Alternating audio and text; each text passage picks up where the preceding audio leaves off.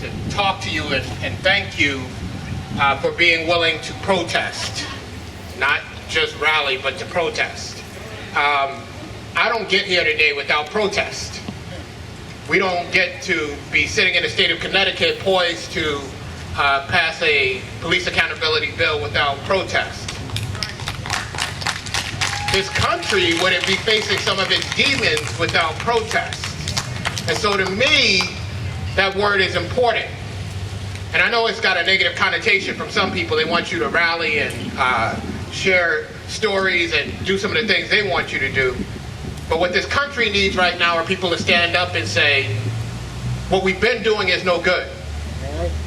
What we've been doing is not good for some of the people in this country. Well, it's not good for anybody, but some of the people in this country who don't get listened to.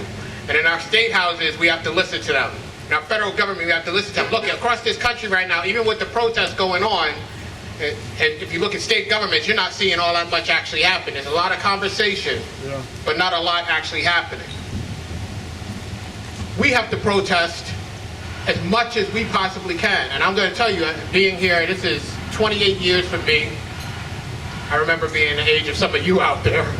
This is 28 years for me, and I know how difficult it gets. And I know oftentimes nobody is thanking you for the work that you're doing. But I'm thanking you because, again, without protest, I don't get here. When I go to the State House and I say there's something wrong, I'm talking about people don't normally talk about.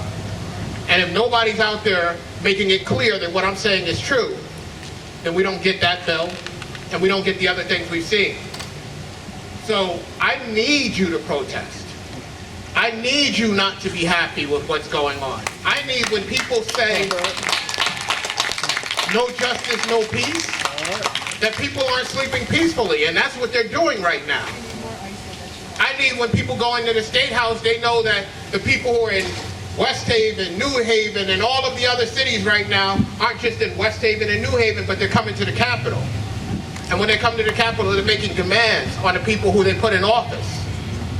So I'm not going to be very long, but I just wanted to come and make sure that you knew that even though it sometimes seems like you're not being heard, even though it sometimes seems like nobody cares, I care. All right, thank you. I care because I care because it's important, and the voices that have always been there are now being heard.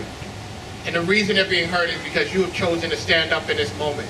You've chosen to go out and not just rally. You've chosen to protest, to block the streets, to say to people what you are saying and doing is not right. And as a human being that exists right now, I will not stand for it. And that connects you to a long line of people who aren't out here as activists or organizers, but as freedom fighters. That is what this is about.